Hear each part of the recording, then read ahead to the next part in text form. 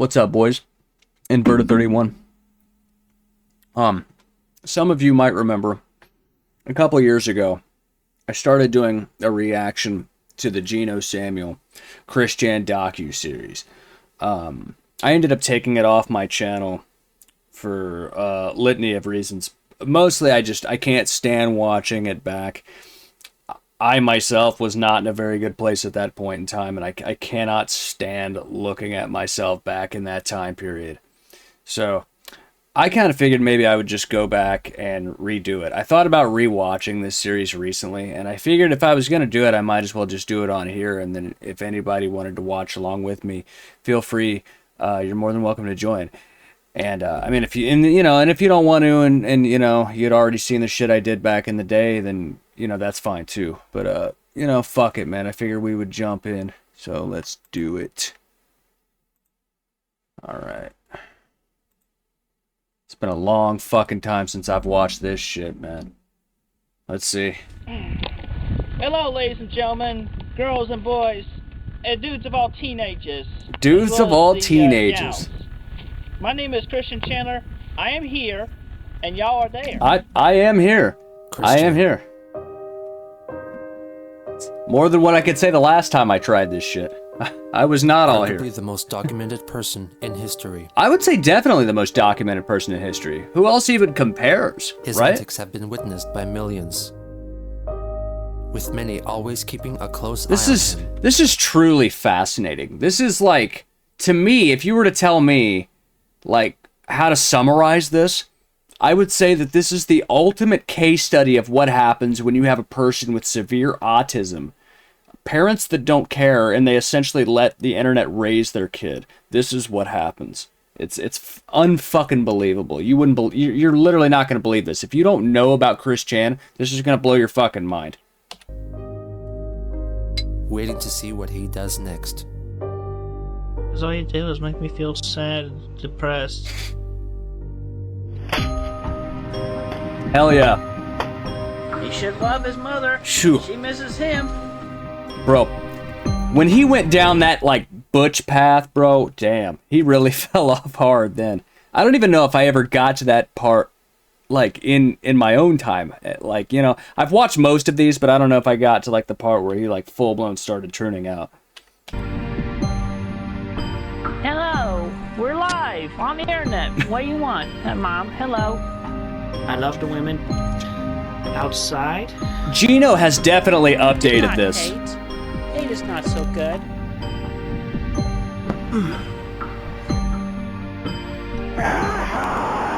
Is he going Super Saiyan? I don't want this shit glaring off the screen, so I'm gonna take my glasses off. About my house off the internet. Don't call anybody! What? I'm asked to shake. What are you gonna do about it? Yeah, whatever. He really hasn't changed much. That's actually kind of shocking. Because he's in his 40s now, right? What made him this way? Because he's got a good few years on me. Attraction? He's like 10 years older than I am. So, What keeps us fascinated? I mean, This is the story God, of man. Chris Chan. That footage of him as a child is so sad to me because you could still kind of see that there's some hope there. I would argue that he almost speaks better as a child than he does now. Wait till you see it. It's definitely included in here. He ends up winning this, like, competition, like a sweepstakes for Sonic, and he ends up on the local news as a child, and it's unbelievable. He sounds a million times better than he does now. I don't even know how that's possible. Untreated Christopher Weston Chandler issues, was obviously. born on February 24th, 1982, in Charlottesville, Virginia, to parents Bob, aged 54, and Barbara, 40. That's a big one right there. I want to point that out right off the bat. His parents were 54 and 40 when they had him. Now, a lot of times when a person gets like a severe grade of autism, that usually comes from the father's side, and it generally happens when they have children too late in life, when they probably should not have. So, I mean, right there, you have strike one. Because I will always contend that a lot of this falls on his parents. I would say about 90% of it falls on his parents as to why Chris ended up the way that he did. Bob had worked in the engineering field for Western Electric and later General Electric. The family held Bob's life accomplishments very proudly, as he had at least 7 patents to his name, including mechanisms used in the production of Kleenex and molding of plastic water containers. Very impressive. Bob was very world-conscious and was an avid collector of stamps since a very young age. And he's reading about IBM. He developed a love for music, especially foreign music. He kind of was ahead of the game. He eventually amassed a collection of over 10,000 vinyl records. He had a son and daughter from a previous marriage, the relationships with whom were strained, to say the least. Barbara was a secretary with Virginia Power. She had a habit of hoarding her belongings and was an emotionally abusive person, which convinced her then 17-year-old son, Cole Smithy, to seek independence and live life on his own. So when Chris came along, Bob and Barb got a chance to start anew. The new family started their new life in their humble Ruckersville home. Chris later claimed that at around 2 months of age, he uttered his first word, monkey. It didn't take long for the parents to see that Chris wasn't quite like most other babies. The first signs of his autism could be witnessed in 1983. Despite his condition being congenital, he had stated that his autism was brought about by one particularly traumatic event when he was 18 months old. A babysitter named Roach, or Roach, would look after baby Christopher whenever his parents would go out in the evenings. One of these nights, Chris inadvertently infuriated her, and she locked him in a room filled with toys, in the dark, alone. This would prove so traumatic that he refused to speak for the next 6 years. I don't know that I believe that. As the source of all his troubles, he does not blame his parents for keeping Roach as his babysitter, for they did not know better. Despite living out his childhood as a mute, Chris was anything but quiet. He confessed later on in life that he screeched often and was very troublesome to his parents. In 1985, the Hammer household moved into the neighborhood. The Hammers and the Chandlers struck up a cordial relationship, which led to Chris forming a bond with the Hammer's daughter, Sarah. Oh no. Looking back, Chris considered her to be his closest childhood friend, and that she greatly helped him with his autism. However, from what is known of their relationship, it is also likely that she took advantage of Chris's innocence and trust, and may be seen more as a bully than a friend. Yeah. For example, honestly, she once told probably. him that Casper the Friendly Ghost was hiding under her house. Naturally, Chris crawled into the Hammer's crawl space to find him, only to find spiderwebs, bugs, and dirt instead. Sarah locked him in. After about half an hour, her dad came to his rescue. On another occasion... That's legitimately kind of horrifying. The thought of being like a child, going into a crawl space, and then getting fucking trapped in there for a half hour. You know, I'm a grown-ass man, and I would be pretty fucking angry if that happened to me. But yeah, I would say that... I mean, I don't know. That's tough to say if that's really a bullying incident. That's kind of more or less just kids being kids. I mean, it's still fucked up. It still makes you wonder, like, where the fuck were the parents, right? I think one reoccurring theme you're going to find out is they're nowhere to be found at any point. Pretty much throughout this entire series, you're not going to see a lot of his parents. You'll see a little bit, and when you do, you know, some of it's pretty funny. But then towards the end, it gets downright fucking tragic.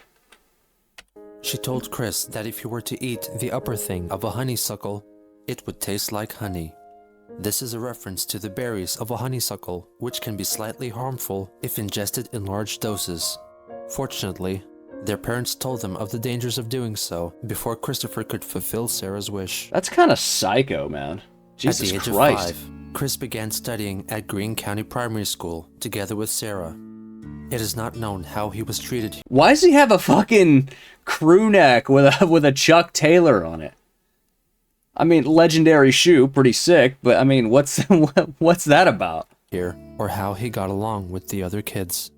In addition to taking regular classes at the primary school, he received language training at James Madison University. In 1987, in a lengthy letter addressed to Chris, dated December 26th, Bob offered his outlook on life and presented some life advice for his son. There are many sides to a mountain and many ways to climb it. If you get stopped, back off, regroup, and try another way. If you are still not successful, maybe it is not meant to be. If it is meant to be, having it on the back burner simmering for a while is not bad. It will pop up again, and the way to attain it will be there. Everything in its time. Your mother and I have done our best for you, and in return, Bullshit. we expect at least that from you, for yourself and your children. Speaking of which, I'm sure some of you have heard, that's kind of why I wanted to do this. There's a rumor going around right now that he allegedly got that Finnish girl that he's been running around with. There's a rumor going around that he got her pregnant.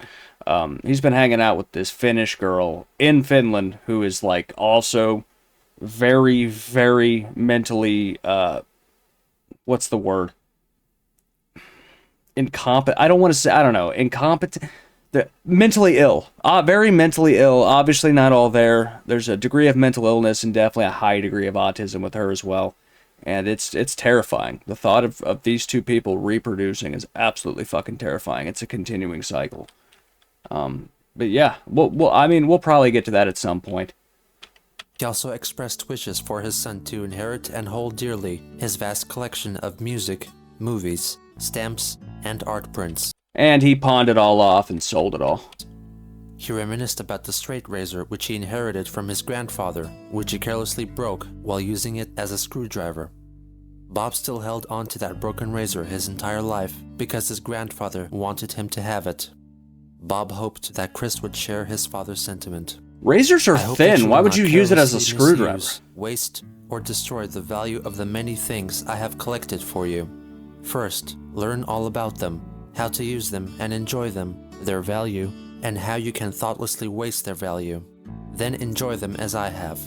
For example, my very good stamp collection, or all the recorded popular music on cassette tape, VCR tapes, and records. My books on popular music, movies, entertainers, musical theater, ship models, my daylilies, gazebo, and dreams. Okay, I will say this. I don't want to sound like cold or callous, but like, as far as like the music and like cassettes and like a lot of that stuff, like, what the fuck are you supposed to do with that? Like, where the hell are you going to find a cassette tape player in 2025? Right? Like, yeah, I mean, you can maybe get one off eBay, but even then, like, I would say 90% of what he has there is, you know, you could probably find on the internet somewhere. I mean, I'm not saying that he should have fucking sold it, but it's like, you know, it probably would have just been collecting dust. The one thing you don't want to do is end up a hoarder like his mother. And I mean, obviously, Bob was definitely complicit in a lot of that. You will eventually see what this house looks like. It is a shit show beyond belief. This letter offers an insight into Bob's character, as he feared that all he had accomplished over the course of his life may be lost. Yeah. In 1989, during a weekly trip to the toy store with his mother, Chris picked up a GoBot up on display and slowly started to read out the text on the package, ending his 6 years of silence. Later that same year, Bob and Chris converted the shed in their backyard into a workshop, christening it the Dreaming Studio. Bob had hoped that he and his son would build things together there. He even commemorated the space with a plaque, Dreaming Studio of Mr. C and Little C, where dreams do come true. However, when asked about it, Chris could not recall what, if anything, had been built there. It was instead mostly used by Barbara for storage. More hoarding. For Christmas Nothing ever that came year, of it. He got a Nintendo Game Boy.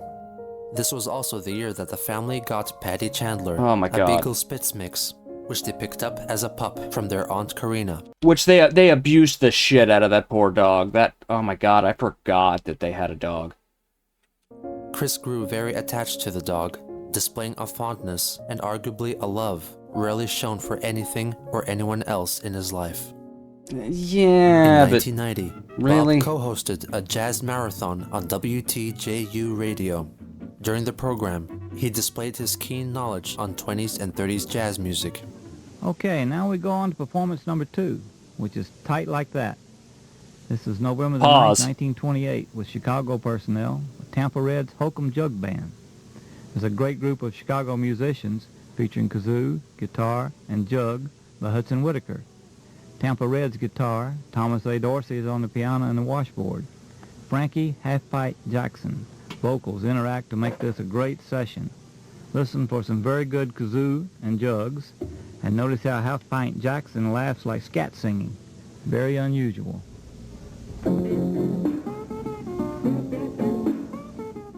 1990 also marked the last year of Chris's tenure at Greene County Primary School.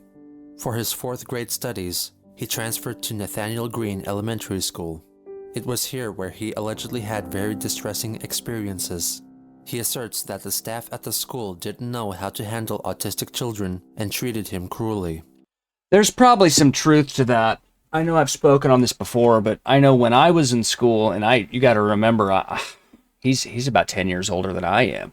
So when I was in school in the 90s, they had no idea how to handle any of these kids with autism. I remember seeing kids, like what they would do is they would basically have an empty room with a desk, and they would just, if a kid was having a tantrum, they'd just throw him in that room and fucking lock him in there and just let him have it out. That's what they did back then.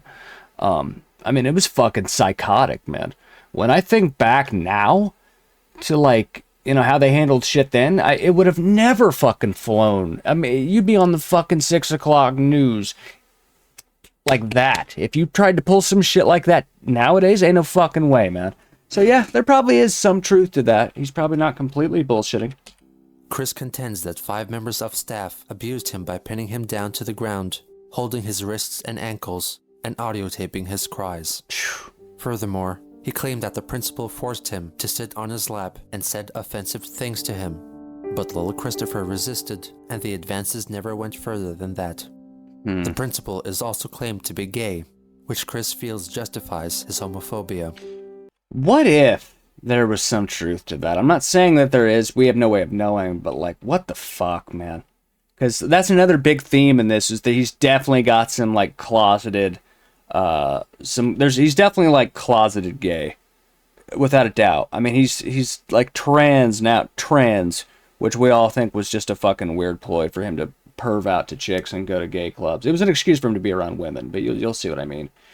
He's got some weird sexual deviancy shit going on, and he's definitely a little gay too. Like there's something up with it. You'll notice.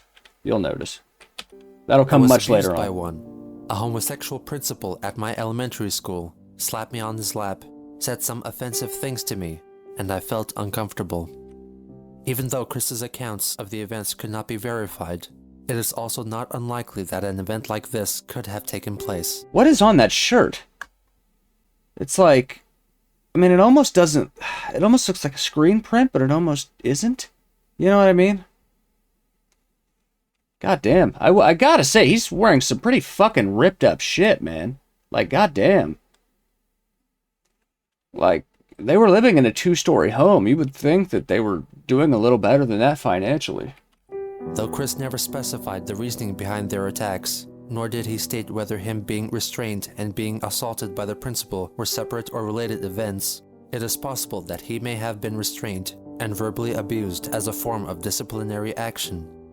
It's so hard to see these like photos of him as a child because it's like back then he had a shot at a normal life. You can see it, you know, you can almost see it in his eyes. There's still some like degree of innocence there that's, you know, somebody could have really done something to help him, and you're gonna find that just never happened to this day.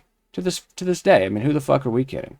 And even placed in the scream room, which was a fucking wow, dude. I swear, dude, I was not even fucking making that shit up. That's fuck, man. They did the same thing to him. Holy shit, man. That was not even me just fucking saying, wow, what the fuck, man. Fairly common school installation for dealing with autistic children up until the mid-1990s. That's crazy. Whatever events transpired, it forced Chris's parents to take him away from Nathaniel Greene Elementary School. To further things, they took the case to Greene County Court. After the school board threatened to take Chris out of mainstream education and instate him into a special needs school, the Chandlers dropped the case.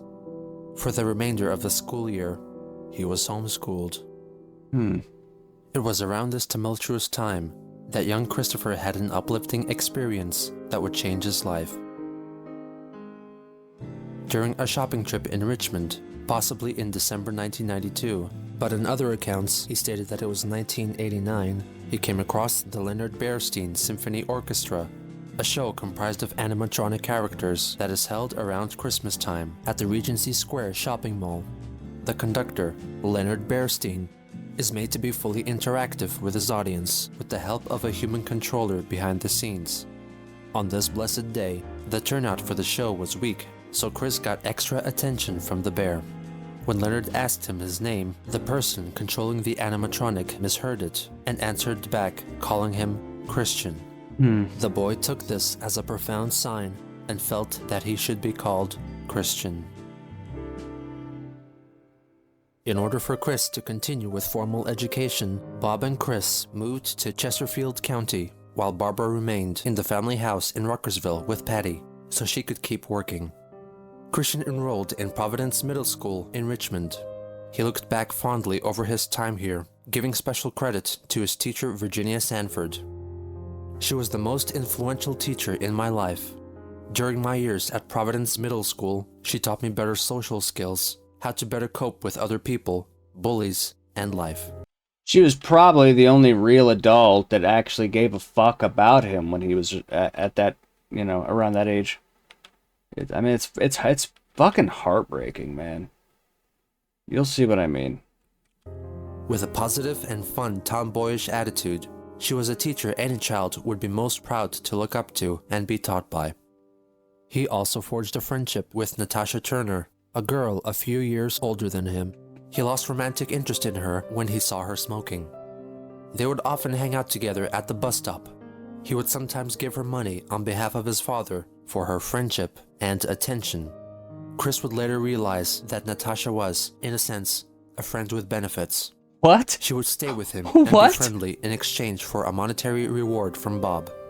Bob knew that his son had little hope in forming true friendships otherwise. First of all, like, how fucked is that? That's another thing. His parents actually do this even later on. By the time, once he's in high school, they still do it. They give money to these girls, and they pay them to hang out with Chris. So essentially what happens is they don't encourage him to develop any real social skills. They don't encourage any sort of, like, social normacy or anything like that, right? So he's essentially, like, they never gave him any real chance to, like, fucking grow as a person. You know, when you're giving money to somebody to hang out with you, like, it's never going to be a real friendship. It's always a fucking anytime there's some sort of transaction, it's not going to fucking work. You see where I'm going with this. You know, it's like, you think they would fucking know better. They're grown adults. I mean, by that point, they were, middle-aged and getting along. I mean, especially Bob, was heading into his 60s by this point. You think they'd fucking know better. It's like they gave up on their kid before he ever even had a fucking chance. The Adventures of Sonic the Hedgehog, the cool new TV show. And so it begins. In the fall of '93, Sega, the video game developer, held a watch and win sweepstakes contest in conjunction with their Adventures of Sonic the Hedgehog cartoon. The lucky winner would get a $1,000 shopping spree at KB Toys. And that winner was Chris. $1,000 back then. So, I mean, shit, man. That'd be a fucking pretty solid shopping spree, especially for a kid. It'd be like heaven. Christian is one of only about 100 winners nationally to receive $1,000 worth of Sega games and equipment. For his parents, it's just another example of how well he's doing. Christian is a high-functioning autistic child. This past fall, on his own initiative, he entered a contest based on a favorite cartoon character. All I had to do was exactly watch Sonic the Hedgehog cartoon, and I'd listen to what Sonic says at the end of it, and write it down for a whole week, and then I had to mail it in, and I had to be drawn out of a hat, and I just won. And Christian's father says it only takes a few hours for him to master an electronic game and then move on to another. I can't master any of them. You know, he was pretty well spoken for, back then. I'm not sure how old he was at that point. He seems really young. Honestly, if you want to know the truth, he was probably closer to 12 or 13 by that point. As hard as that is to believe. But, I mean, to be fair, he's quite severely autistic. He keeps saying that he's a high-functioning autistic, which isn't really a term that exists anymore. But that's neither here nor there. That's it for now, and it's... This is the first of many competitions that he entered during his life and has cemented itself as a likely key reinforcer to his future sense of entitlement. Probably. I think that's a fair On assessment. December 29th, 1993, the Richmond Times-Dispatch published an article about Christian's magical encounter with Leonard Bernstein entitled, "It Took a Talking Bear to Give the Name a Young Boy Loves." The boy's father recounts the events of the day.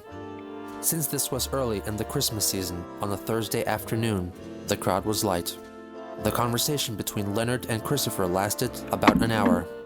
Christopher was spellbound. Something unusual happened during that conversation. When Leonard Bernstein, in a decidedly British accent, asked Christopher his name, the bear must have misunderstood what the boy replied. Leonard started calling our son Christian. What better name for the Christmas season? And the name stuck like glue. From that time on, for the past year, his name has been Christian Weston Chandler. Christian is very emphatic about that. Bob also offered up some insight into the family's situation. Christopher is a high-functioning autistic child. Wait, did they say... while Hold up, I want to see this. Did they say that they changed his name? Let me see here. Good things have happened since Leonard Bernstein changed Christopher's name to Christian more than a year ago. In September, father and son moved to Chesterfield County. Chandler and his wife Barbara lived there when they were married in 1980 before General Electric Company transferred him to the Charlottesville area. Mr. Chandler is now retired and looks after Christian during the week. Blah, blah, blah. I swear it said something about changing his name, right? I feel like I know they did legally change his name at some point. From that time on, for the past year, his name has been Christian Weston Chandler. Christian is very emphatic about that. Bob also offered up some insight into the family's situation. This is a Christmas season story about how a bear gave a boy his name. The bear is Leonard Bernstein, leader of all. Okay, so he was 11 around that time. So yeah, that is kind of wild, really. Christopher is a high-functioning autistic child. While intellectually, his age level is 12 or 13, socially, he is around age 7 or 8. He has some behavior problems with his peers and relates better with children a few years younger than him. The Greene County school system was not equipped to teach an autistic child, Mr. Chandler said. The Chesterfield County school system has accepted him with open arms. The article also mentions that Bob had originally wanted to name his son Christian, but had chickened out. Oh, come on. It is unclear what scared him off from naming his child Christian.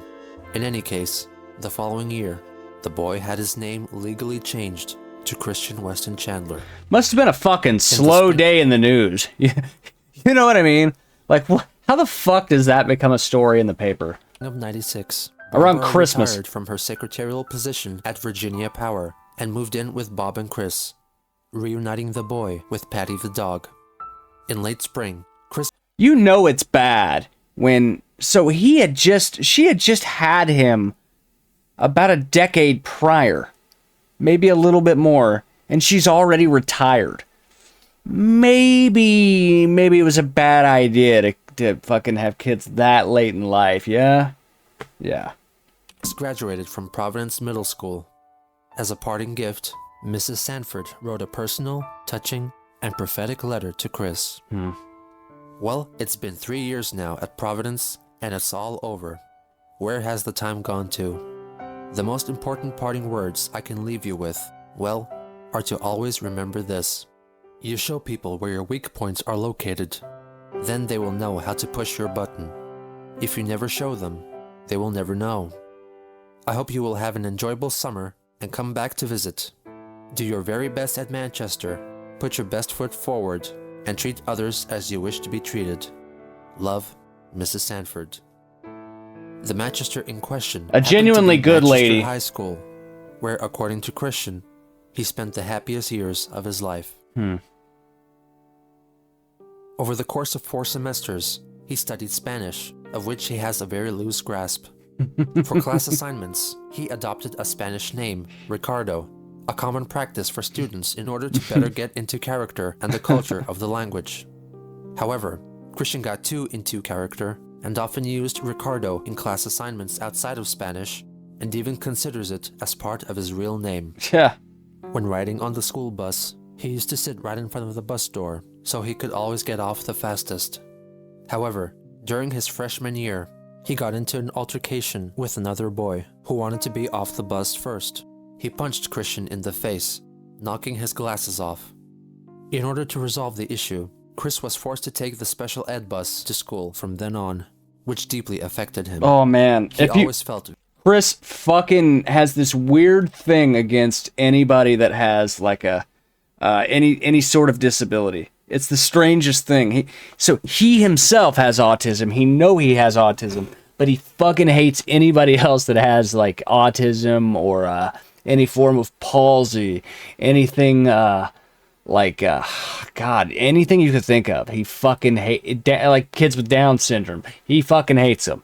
He calls them slow in the minds. Yeah.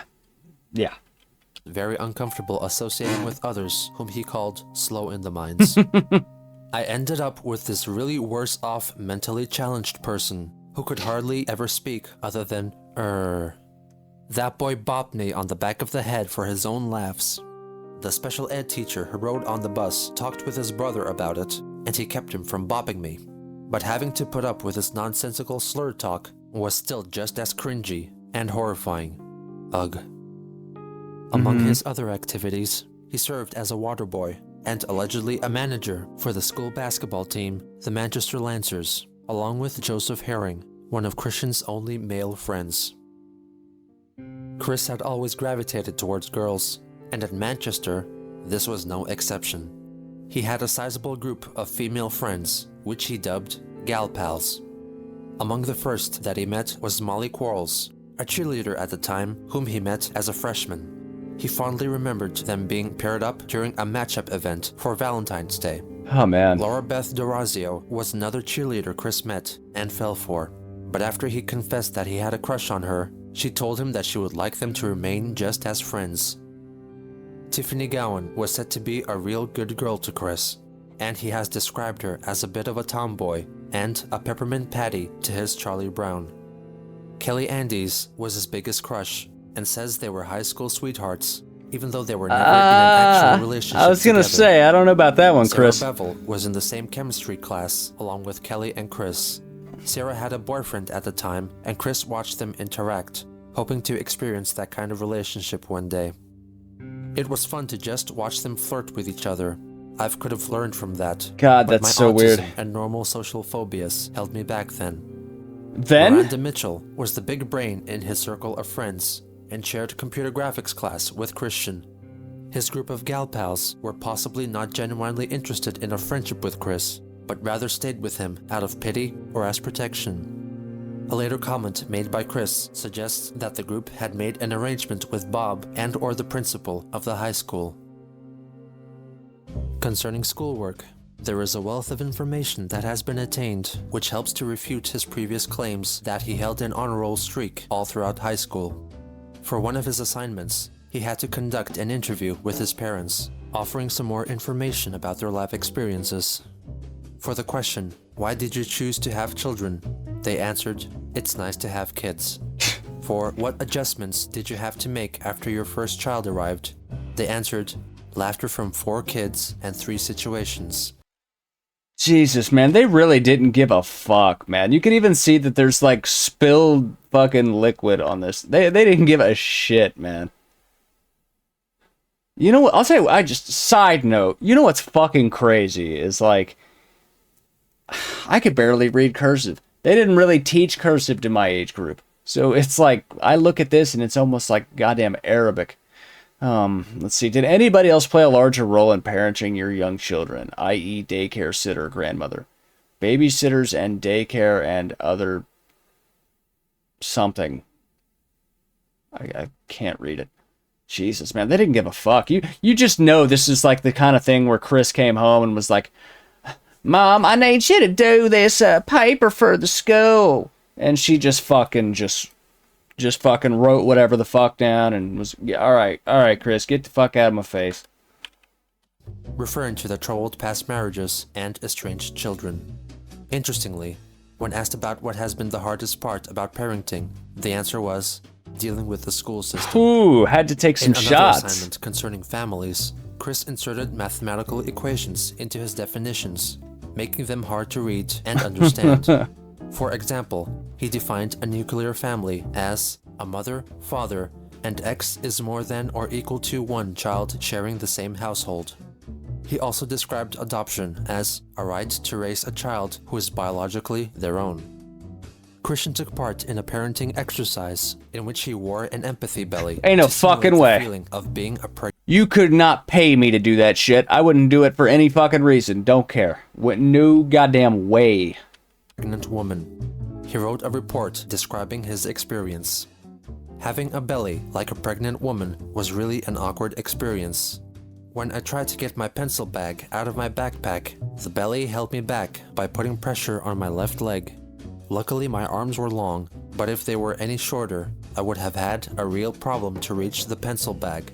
While I was sitting in my chair, the belly made it uncomfortable for me to cross my legs, and while my legs were separated, it put pressure on my private part, Come which on, gave man. me a strange, weird feeling. A strange, weird He wrote feeling, an huh? essay about Japan's involvement in World War II. Oh my It god. should be noted that he addressed himself as Ricardo W. Chandler, I wouldn't be surprised if this gets a little racist. Just wait. with Christian placed in parentheses. Maybe it doesn't, but and we'll wrote see. English in Spanish. The teacher justly corrected this. According to Chris, the war was a very tragic event, with guns, insults, and yuck. He Insults. continues. The Japanese and Americans had deemed glowering at each other like boxers from opposite corners of a 5,000-mile ring, Not true. waiting for the bout to begin. Not true. So, the US and Japan really wanted to get it on. That's no. He also quoted that President Woodrow Wilson tried to get Japan to withdraw from Shandong. Christian's essay ended up being What? a mishmash of events of both world wars. In addition, he referenced several books, however all of his findings could be found within the first Woodrow Wilson was not president during World War II, Chris. Oh my god. 8 pages. The teacher commented, restate thesis. There is a page titled Warm Fuzzies for Christian W. Chandler, which most likely was a class activity in which the students wrote nice things to each other in order to promote acceptance. The messages left Oh, for Chris God. read very bland, such as, I like your clothes, is a very funny and nice person. Okay, funny, you are a nice person. Nice watch, you tell great jokes, and you tell fun jokes. But perhaps the most baffling Jesus Christ, are these people in high school? Like, for fuck's sake, man, this is like something I would see in like a first grader's class. What is this? piece of writing that there is on record is his 13 lucky writing tips. 13 is an unlucky number. That is fucking not good, Chris. Come on now. An assignment for English class, in which he switches 4 tips in to what most closely resembles Spanish. In any case, it is little more than unintelligible garble. Use standard written English. Do not use contractions in formal writing. You must have a thesis statement in each essay.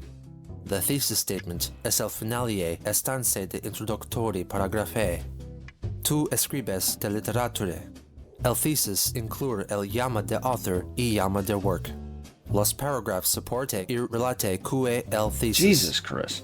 Los paragraphs tienes el His topic Spanish is worse than my hablan German. El unifying concepto de el paragraph.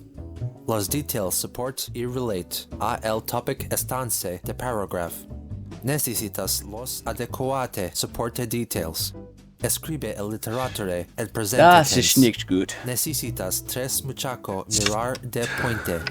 Necesitas creas muy bien tu escribes creas sense y es muy logical. Cheques tu God damn, man. escribir Come muy on. carefully. From the school report, it can be seen that he failed all but 2 of his 14 assignments, earning a D+ for the year. Still somehow At age passed. 16, Somehow. Chris wrote a poem entitled Song of Christian for his class, loosely based on Walt Whitman's Song of Myself. He decided to record his creation for posterity in video form. The video itself is poorly lit, but there isn't much to see anyway.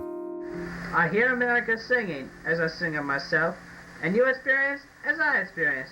The problems of yourself are my problems. The youth of the young singing cries of happiness. The children's song is song of laughter.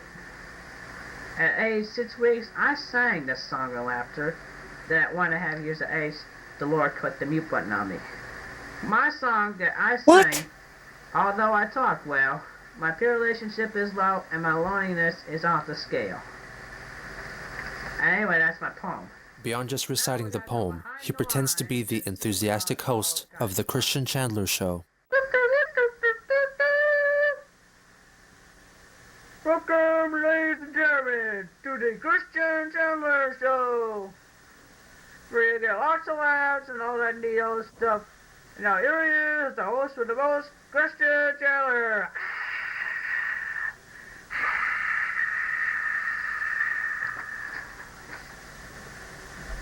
Good evening, friends, and welcome to the Christian Chandler Show. I am your host, Christian Chandler. He then rambles on about his fascination with the Sonic the Hedgehog universe and talks about Bionic the Hedgehog. I have to ask, why is it always Sonic? Have you ever noticed that with like autistic people? It's always Sonic the Hedgehog. You know, it's fucking wild, man.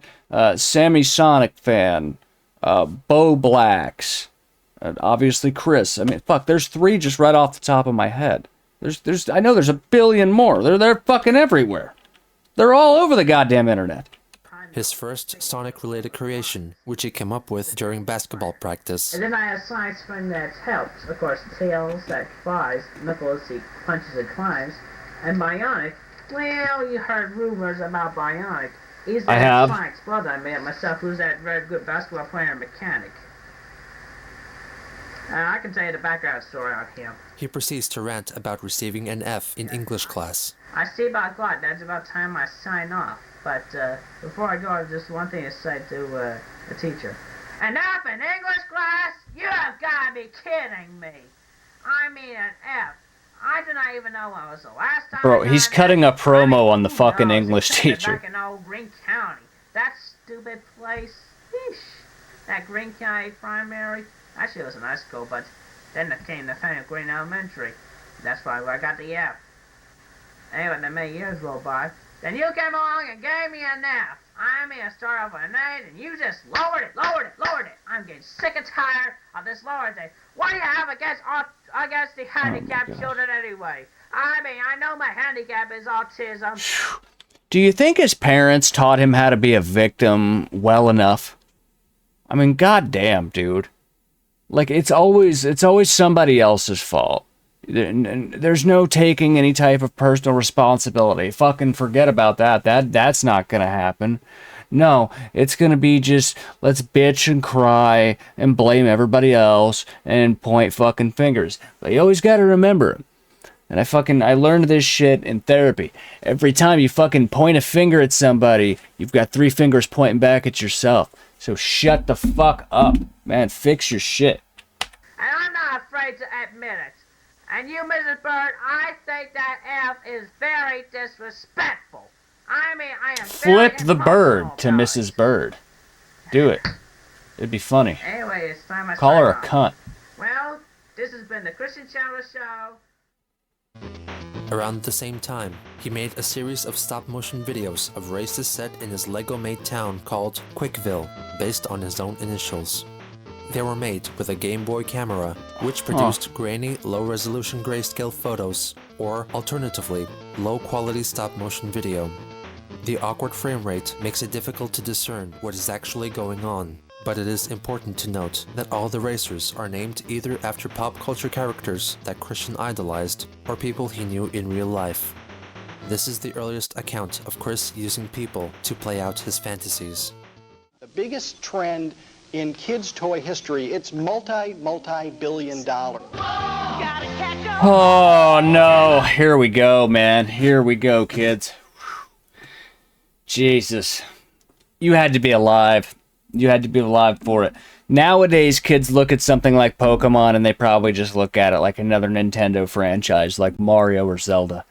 But back then, I'm not making this up. It was the biggest fucking thing on the planet. It was inescapable. I don't know that there will ever be a fad like that again. It just took over the entire world. It was everywhere. I mean, it's indescribable, literally. And ask your parents about it. I guarantee you, your parents could tell you all about it. They were probably really big fans. Throughout the late 1990s, the Pokemon franchise was spreading across North America, with Chris keeping a keen eye on it. He began playing the trading card game and included illustrations of Pokemon characters in his Spanish homework. He also wrote a lengthy essay detailing how the Pokemon came into their Pokeballs, with which his teacher was very pleased. The year 1999 marked the birth of his wall of originals. This was a designated portion of the wall which displayed Pokemon trading cards that Chris made himself. It featured original Pokemon such as a female Pikachu called Chikachu and Plotistic, a plant which is autistic. An autistic Chris plant. himself also appeared several times. Dark Christian. When you play Dark Christian from your hand, ask your opponent if he or she loves Harry Potter more than Pokemon. If he or she says or hints towards yes, his or her active Pokemon becomes knocked out.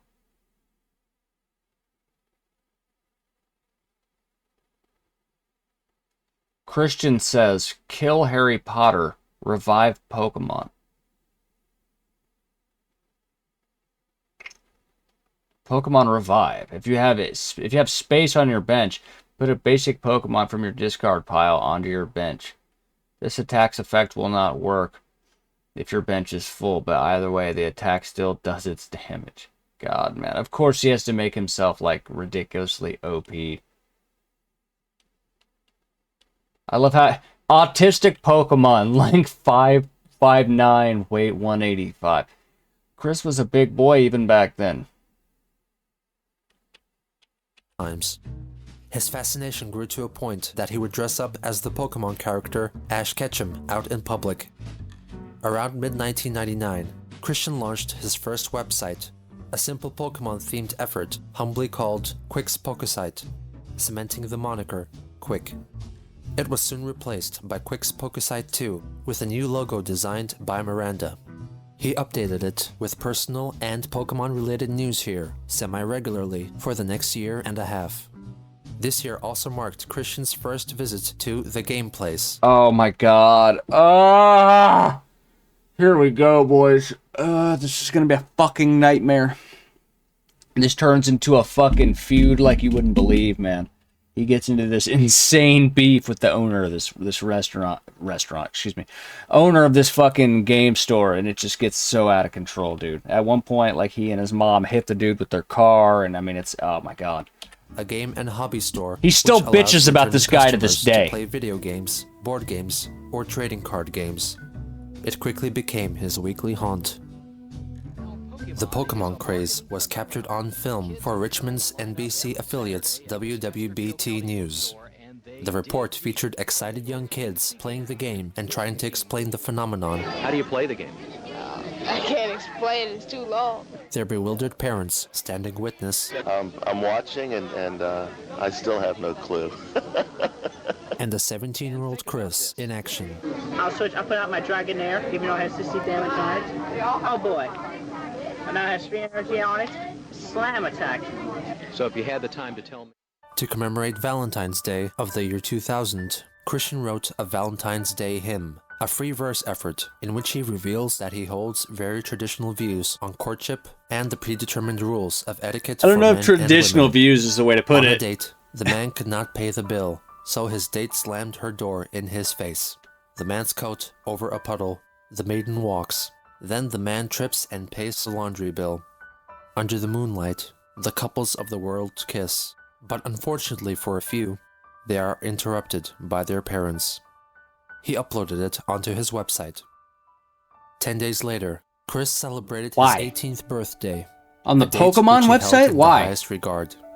Among the guests in attendance were a handful of Christian's gal pals and his half-brother Cole. Holy Nearly 3 shit, years- bro.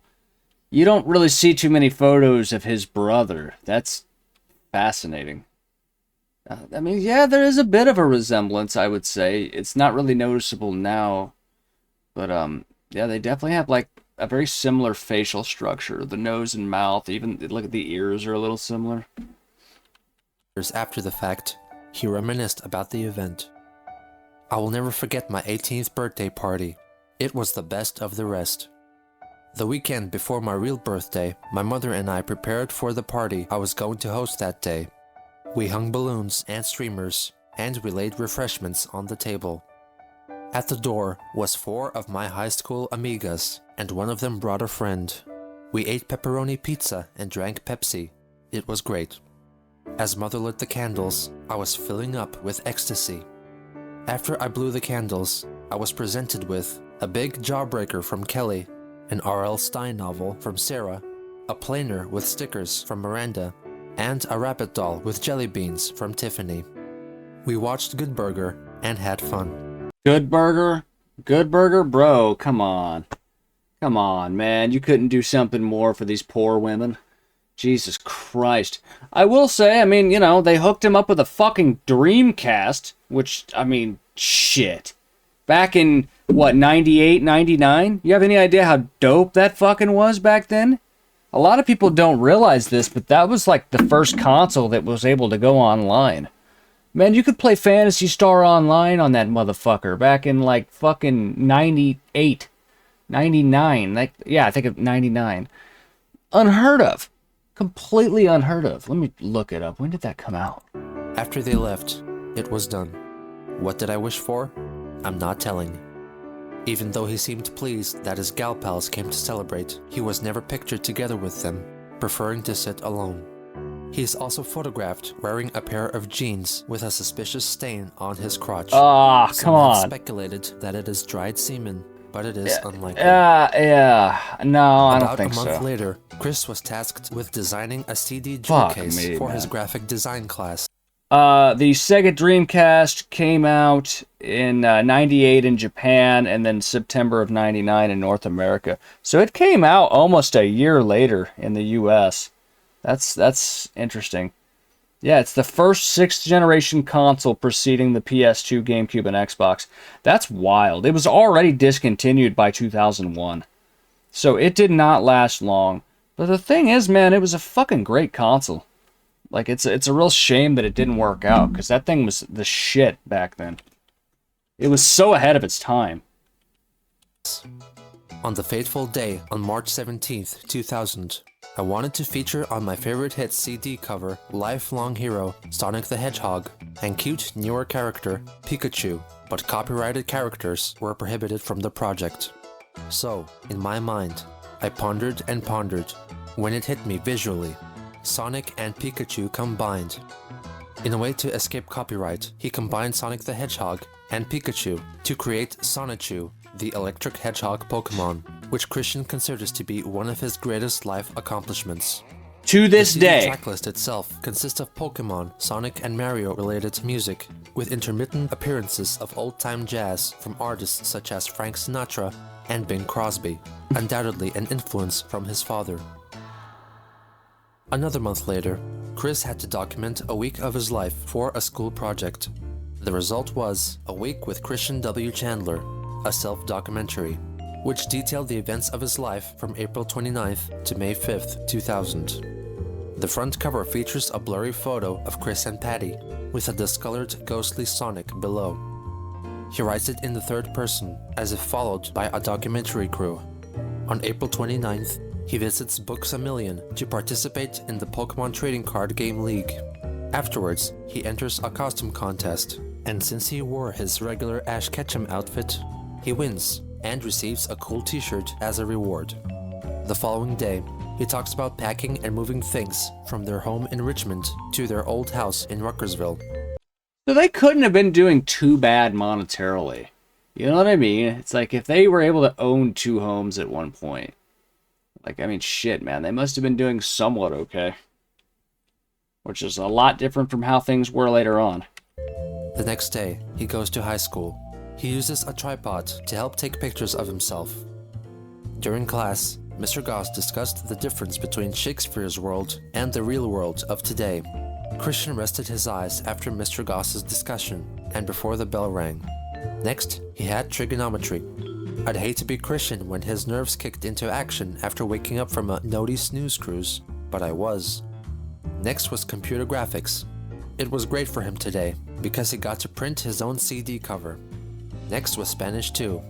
He took a quiz today, but I think he feels confident in his work. And finally, after a hard odd day, he rides home on a bus, but unfortunately, it had a few slow in the minds on it. The following day, he repeats the routine of snoozing through class, and that on even days, he eats lunch with Tiffany and Sarah. For the following day, he describes his daily activities at home, which mostly consist of playing video games and managing his website. The next day, he talks about working in computer graphics class and making a Mother of the Year award for Barbara, which he plans to give to her on Mother's Day. For the final day's report, Chris states that it was a difficult Friday. One of his duties included taking part in a senior group photo. After the long wait for the pictures to be taken, being crowded like a sardine surrounded by immature teenage boys, and having the hot sun shining down on him and everyone else, he went back to the shady entrance. After the photo shoot, Chris was picked up by his dad. And that concludes our week-long documentary of A Week with Christian W. Chandler, the autistic boy that has made it this far. Close parentheses. Chris wouldn't pass up an opportunity to go to the senior prom, so he did, bringing his mother along as a date. Oh God! Are you kidding the me? Set of photos as the senior prom. It is possible that it was some other social gathering, due to the fact that the event is held during the daytime. Looking back on the prom, he claimed that he was naive about dating, unlike the other students. Out of pity, or out of genuine compassion, Tiffany asked Christian to dance. I hesitated at first, but she grabbed my hand and pulled me onto the dance floor. We danced for what felt like hours. It was the most pleasant experience of that night, and I thank her for dancing with me then. He felt that her willingness to dance with him meant that she was attracted to him, and stated that if they were to meet again, they would start a relationship. Oh, come on. Graduation. The end of high school. The end of his interactions with his gal pals. Most importantly, it was the day Christian had to be recognized for his achievements. But unfortunately, this wasn't the case. I only got recognized for my grades with a star pin, yet they had more fancier awards for more important qualities. I should have been highly recognized for my artistic talents I showed in my many art classes for the award ceremonies before graduation day. I felt crestfallen greatly from not getting recognized for any of my talents. I excelled in math too, for the love of God. I was so jealous. I was a high-functioning autistic boy who came way beyond out of his social shell, only to get zilch, nada, zip, a big fat zero. I felt so devastated and out of sync. As a result of his heartbreak, he only went up on stage to receive his diploma without looking at anyone's face nor shaking anyone's hand. After the ceremony was over, he found himself an unoccupied table, sat by it, and cried. Eventually, his mother and later Tiffany came to console him. His father would look back on this event with shame and anger for years to come. Why? For what? You think the school owes him something because he fucking has autism? Like, dude, come on. Like, here's the reality of the situation. These people, I mean, what probably happened is, you know, Chris's parents, they taught him essentially to always fucking point fingers at everybody else, right? So, you know, he has autism and stuff. We know this. So he's probably likely received a pass in life when it comes to most things. he probably hasn't had to really do what everybody else has had to do. For example, you know, he probably hasn't really had to work. He's probably been given government benefits throughout most of his life, if not still to this day. Excuse me. And I mean, yeah, you know, I mean, it's just a continuance of that. He's always kind of had a pass. He's been given a free ride here and a free ride there. And then when he doesn't get it, he fucking loses his mind and fucking freaks the fuck out. And it's just like, you know, of course he would fucking bitch and complain, and his parents would fucking join in and basically contribute to this unhealthy fucking mindset. Christian's time at high school is still thought of fondly by him, recalling his sweet memories of creating artistic projects for class and frequently hanging out with his gal pals, all of which were abruptly ended with that gloomy, rainy graduation. But with the end of high school came the promise of a new world in college, a chance for new friends, new experiences, and the first steps to a brighter future. No. I got news for you, buddy. None of that happens. So, I mean, it's like, what do you really fucking expect, though? It's like, nobody really kind of gets it through to some of these kids that it's like, you know, the day that you graduate high school, like, most of those people you're probably never going to see again. I mean, that's kind of changed a little bit now with the rise of social media. Nowadays you have Facebook and Instagram. And I mean, some of these people you're going to be linked with, you know, pretty much until the day you die. But a good portion of these people you'll probably never really see again. Unless you really want to keep some kind of attachment to them, which I personally couldn't have given a fuck less. But, you know, it is what it is, man. Let's move on to part 2. We might as well. Fuck it. It's only gonna go downhill from here. It's gonna get fucking brutal.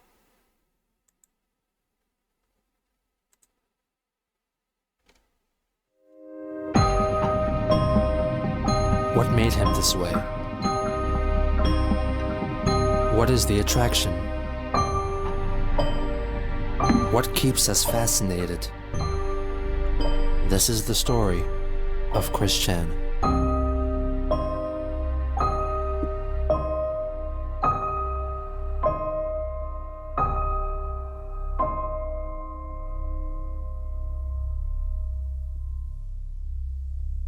These first couple ones start off a bit slow, because it's kind of setting the stage as to like who he is. In the year 2000, but it'll the pick Chandlers up. came back to their family home in Ruckersville, and in August, at the behest of his parents, Christian began attending Piedmont, Virginia Community College, where the highest level degree students could attain was an associate degree.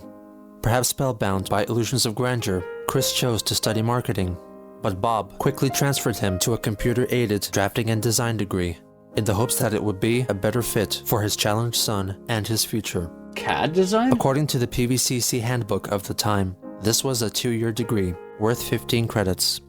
In addition, he took English classes and even a tennis class. Apart from study, he continued to develop his Pokemon website and added more cards to his wall of originals, creating cards representing, among others, his beloved Sonichu. In October, he launched Quick's Sonichu site, a website devoted to his original character. Over the course of the year, the Sonichu family grew.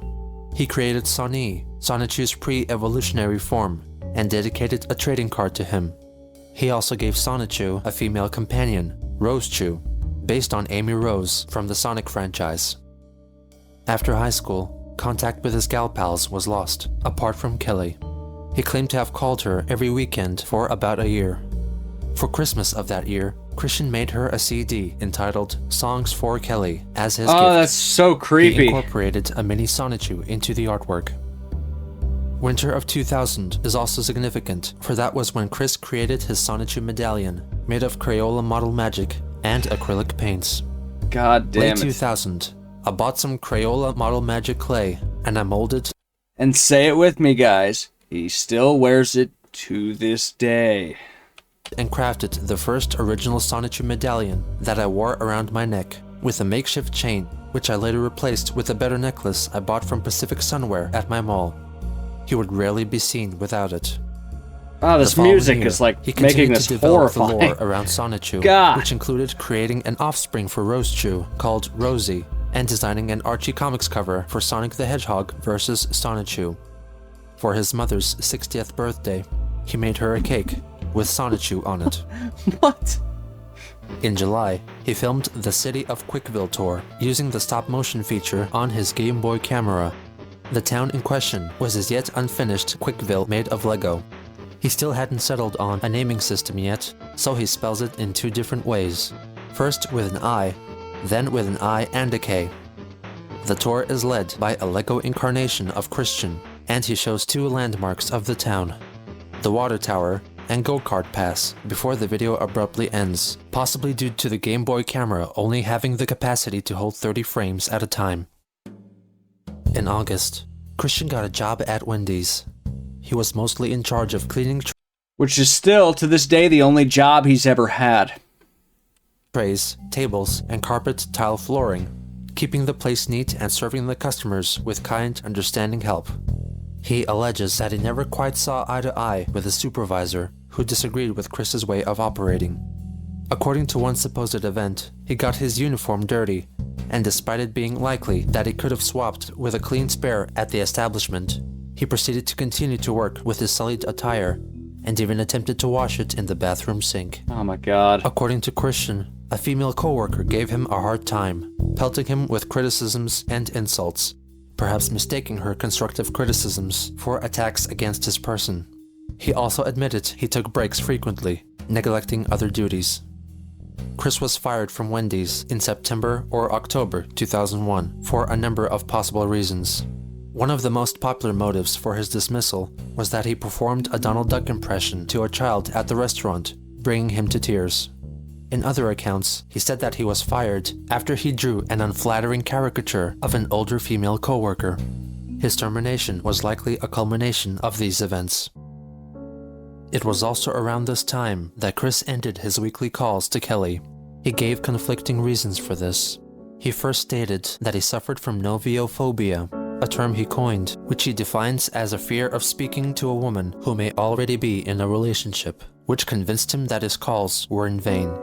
Initially, Chris stated that he was told by his mother that Kelly most likely already had a boyfriend, so he might as well quit his... Bro, she had a photo with a dude right there, which, by the way, is probably why Chris, has this weird issue with black guys, too. Chris fucking hates black people for some reason. Attempts. But later, he changed his story, saying that he came to that realization all by himself. In other retellings, he said that he simply forgot to call her one weekend, and after he broke the routine, he didn't want to continue.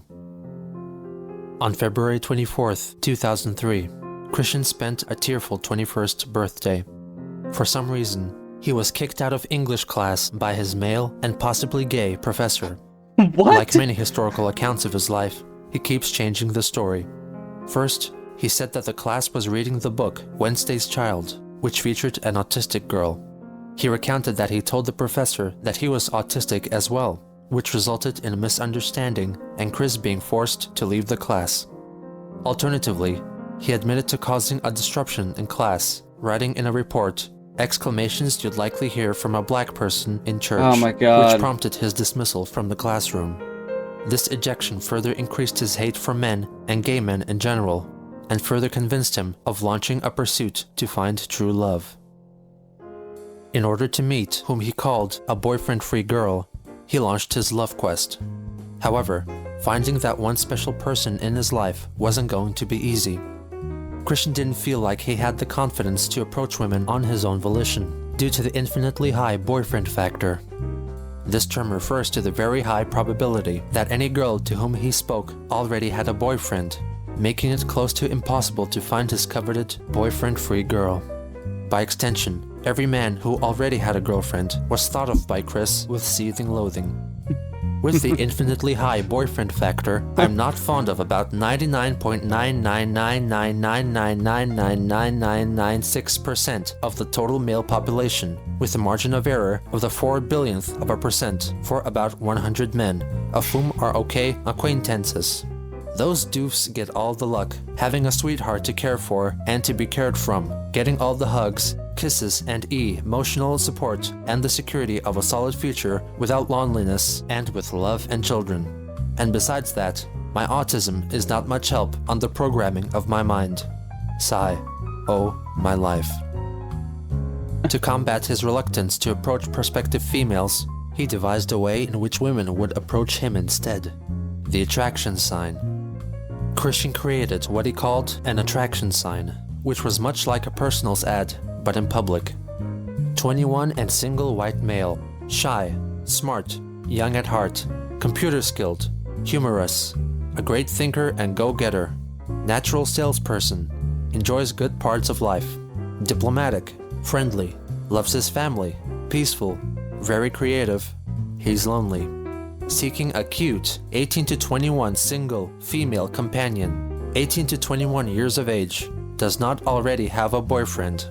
Single, average to slender weight, body type, white, lives in Charlottesville or Ruckersville area, does not smoke or drink alcohol, happy, positive personality, average high income, drives a vehicle.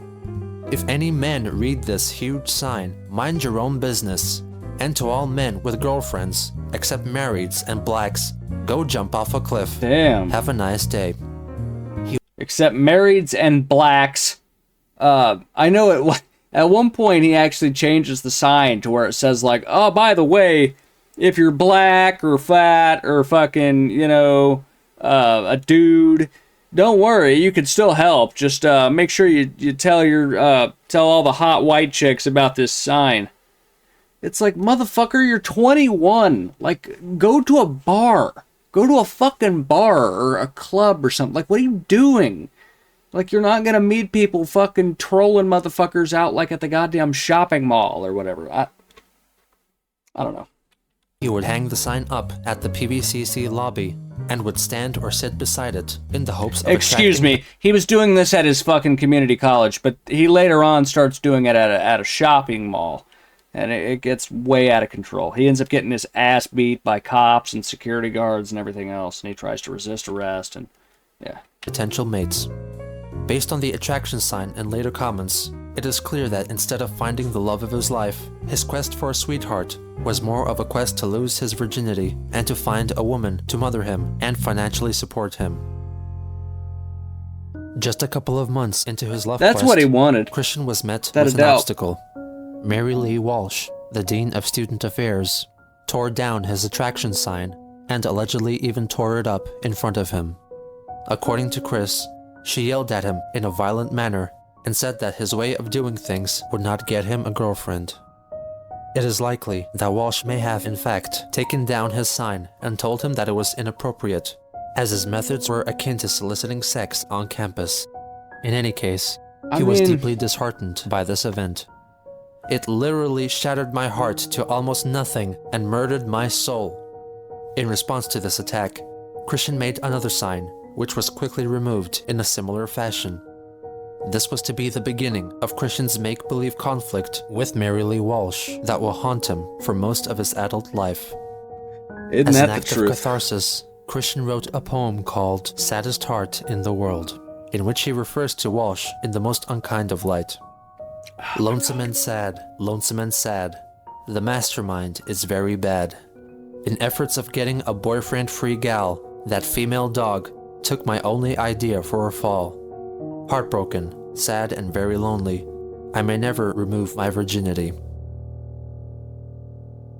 On April 10th, Chris wrote a short story called Sonichu and Rosechu, the genesis of the Love Oh my Hogs. god, it's gonna be a fuck story, isn't it? It's gonna be a story where he makes the two cartoon characters fuck. I just know it. I know this dude's brain. I know how it works.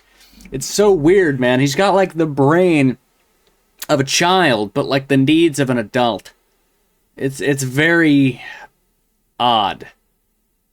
I mean, I get it. I know that's probably common with somebody with autism, but like, for fuck's sake, man. There's a reason you don't see this, like, outside of Chris Chan, right? I don't see it. I don't know. It establishes the origins of Sonichu and Rosechu, and also incorporates elements from the Sonic the Hedgehog lore, such as the Chaos Emeralds. In addition, the story features a lovely Pokemon trainer. Her name was Kel, short for Kelly. He published it on his Sonichu site. In June, Christian found work as a salesperson for Cutco, a cutlery retailer.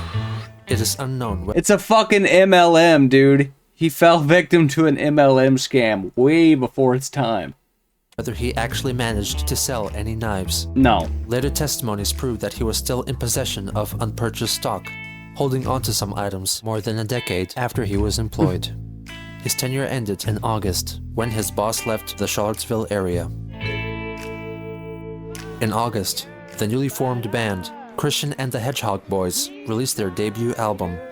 The band, which was led by Christian, and also featured Sonic, Sonichu, Shadow the Hedgehog, and Black Sonichu, in fact only existed in Christian's head. The album entirely consisted of Christian singing melody-free vocals with original lyrics over existing songs being played in the background. I may or may not have looked for this album recently, and yeah, it's all up on YouTube. It's a fucking travesty. Oh my god, does it fucking blow dick. His songs covered a range of topics, such as his search for love in So Need a Cute Girl, based on I Want It That Way by the Backstreet Boys. Tell me why I'm stuck as a virgin with rage. Autism in AUTISM, sung over the Backstreet Boys' Larger Than Life. AUTISM, twice it means. And his Spanish skills in the Ricky Martin adaptation, La Cocina en la Casa de Casanova.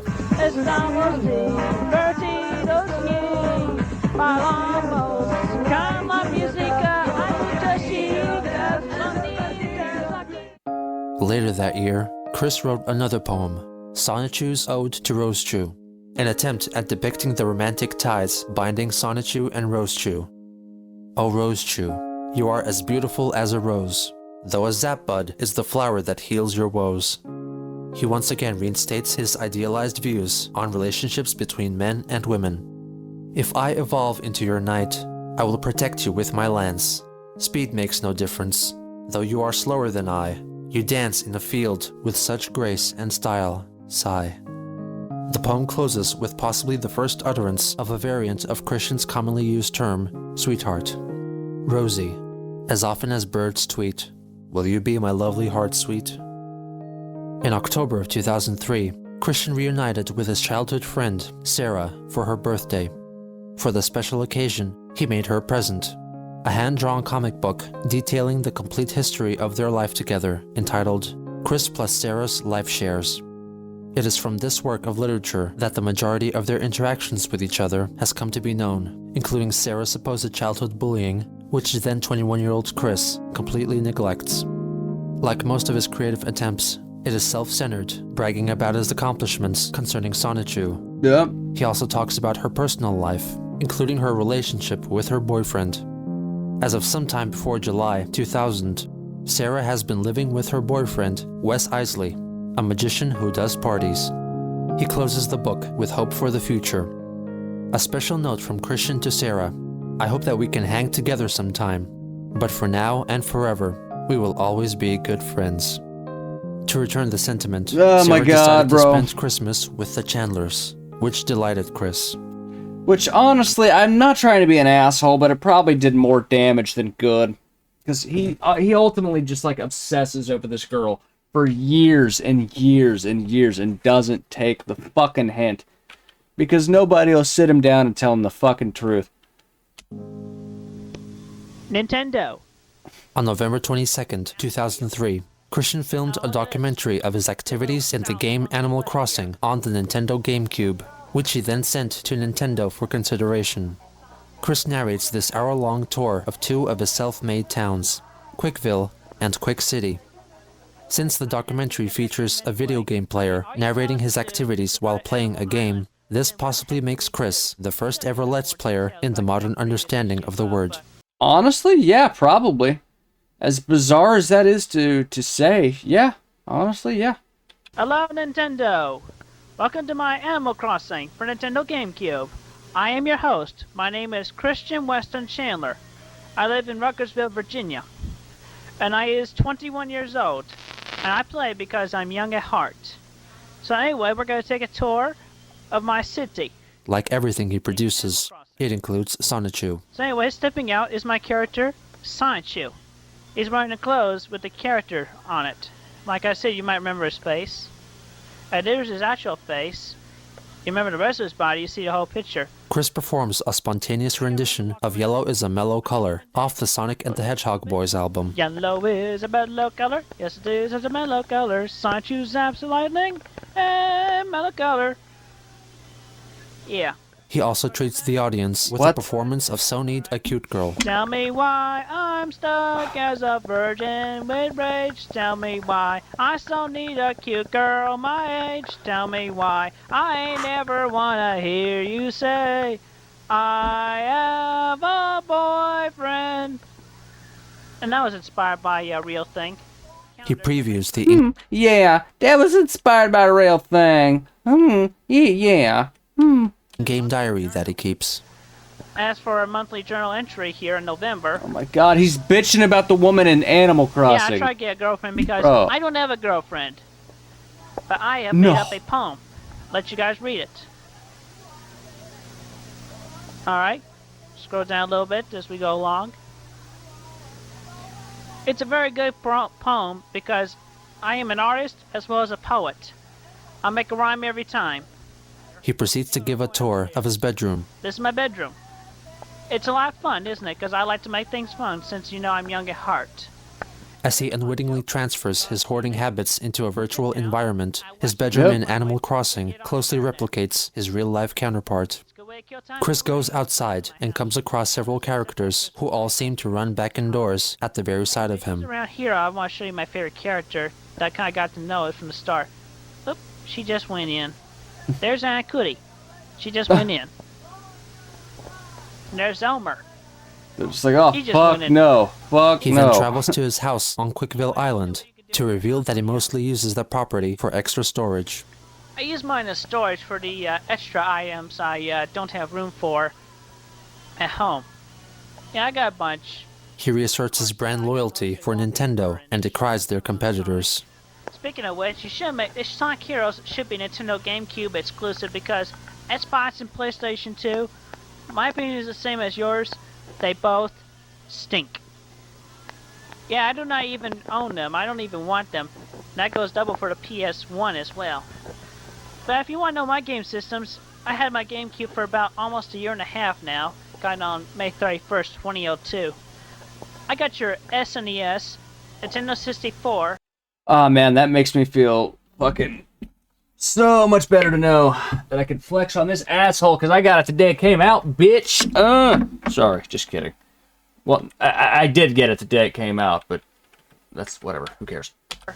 NES. I got the Genesis 301 with the original Genesis, 32X, and Sega CD. You would have a Sega 32X and a Dreamcast, CD. And a Sega Saturn. I've never known anybody that had a Sega fucking 32X. Because it fucking sucked. All of them. I've been a Sonic fan forever, and that's why I'm glad that Sonic came to Nintendo. He mentions that he likes to keep his surroundings clean by picking weeds. Oh, we look at this. There's a weed. I pick weeds. Keeps my town clean, as well as Quixie. He also likes to keep active. Another weed. Why you know about that? I usually like to run. It keeps me going faster. By the way, He introduces the viewers to his character, Crystal. anyway, this is Crystal. She's wearing the Rose Chew look. There's a zap button on the door. I got Sonic Chew's Rose Chew's mug right here.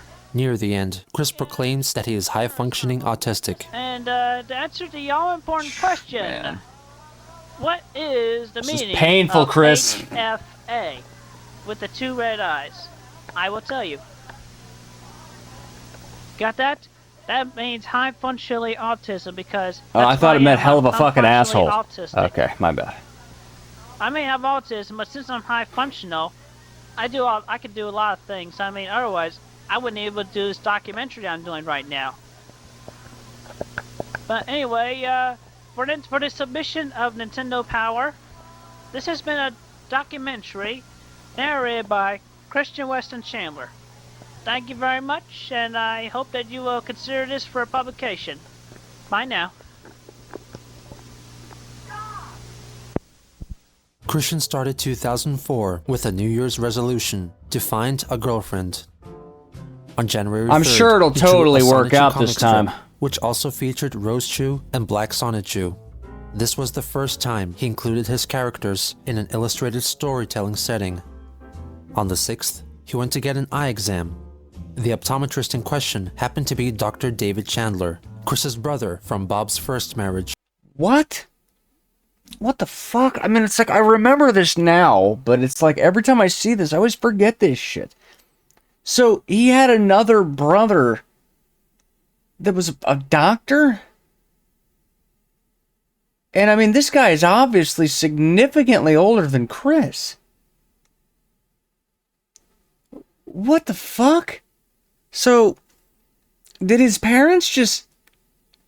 Were they just terrible people that had no relationship with their kids, so they just basically abandoned their kids and their previous families and just decided to try to start over one last time and pretend like nothing ever happened?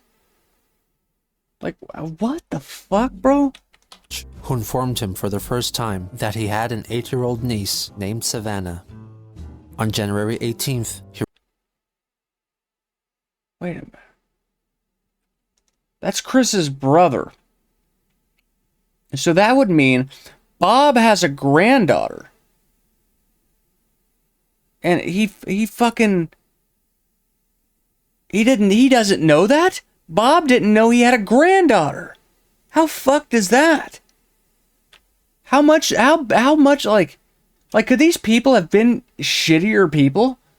Like, how bad do you have to fucking be to the point to where your own kid won't tell you you've got a child, like a fucking grandson or granddaughter? God damn, dude. He wrote Hard Love Quest, a poem concerning his difficulties in finding a boyfriend-free girl. Without girlfriend love, he feels an older age, as he is still stuck as a virgin with rage. He searched low and high to the end. The only delay is the fear of being already beaten by a boyfriend. On January 31st, Christian wrote in his diary, "Well, it's the end of another month, and I still don't have a girlfriend. Maybe my latest idea, the Sonichu's News Dash newsletter, will make the ladies take notice of me." I'm sure. The newsletter in question was an outlet for Christian's creative ideas concerning Sonichu and his poetry. Issue 1 featured a couple of skits starring Sonichu, the poem Saddest Heart in the World, and a personal ad for himself, which was not unlike his attraction sign. Christian is a very shy and very thoughtful person and will only accept person-to-person encounters. When getting his attention, approach and say hi to him. Do not flirt from a distance. He will not be able to notice. To find Christian, he'll be wearing the Sonichu medallion. In addition to posting a digital Of course copy he's onto wearing his that website, fucking he medallion. distributed printed copies of the newsletter around PVCC campus as an alternative to his attraction sign. This must have caught the attention of Mary Lee Walsh, who issued a cease and desist order. In an email dated February 1st, Chris tried to settle out of court. "Mary, I've slept on it, and I've realized that note hanging is not the way to get attention, and I don't really want to meet with either you nor Susan. No offense. I'll tell you what, let's forget the meeting, and if you will allow my newsletter to stay in distribution, No. I will do all of the following. I will never hang notes on the wall again. I'll consider stopping my silent treatment on Susan. I'll consider knocking you and Susan up my scale of respect, each by 2 points. 0 equals no respect, 10 equals respect." Walsh replied and insisted that they meet the following week. Bro, she's trying so hard to be professional. It's oh my god. Christian, Susan Hannafin and I will be able to meet with you on Monday, February 9th at my office at 3 p.m. I do not have any time this week that works with all of our schedules, so it will have to be next Monday. I normally send students notice appointments by mail, but you have asked that I correspond to you through email. It is necessary that this meeting take place. So if Monday is convenient for you, please let me know and we will set a time for Wednesday. On February 9th, Christian recounted the events of that meeting. Mary Lee Walsh made it illegal to distribute the news dash. I am very angry at that XXXXX. In response, I plan to incite the masses and hope they demand the return of the news dash so my chances on getting a girlfriend can be restored. I have also declared war on them as well. It was allegedly during this meeting where he performed his Kamehameha attack, which consisted of Chris mimicking the hand motion of an attack move from the anime series Dragon Ball Z and cursing people into experiencing bad luck. However, it is not certain whether he was inspired by the original occurrence of the Kamehameha or its parody featured in another anime, Excel Saga, to which Chris has definitely been exposed. In March, Chris claimed that the kerfuffle concerning Walsh got his parents upset too. That XXXXX Mary Lee Walsh got on my and my parents' nerves. All I'd been doing was trying to get a girlfriend. Is that too much to ask? I am very devastated due to my shattered heart that XXXXX caused unto me. My life sucks.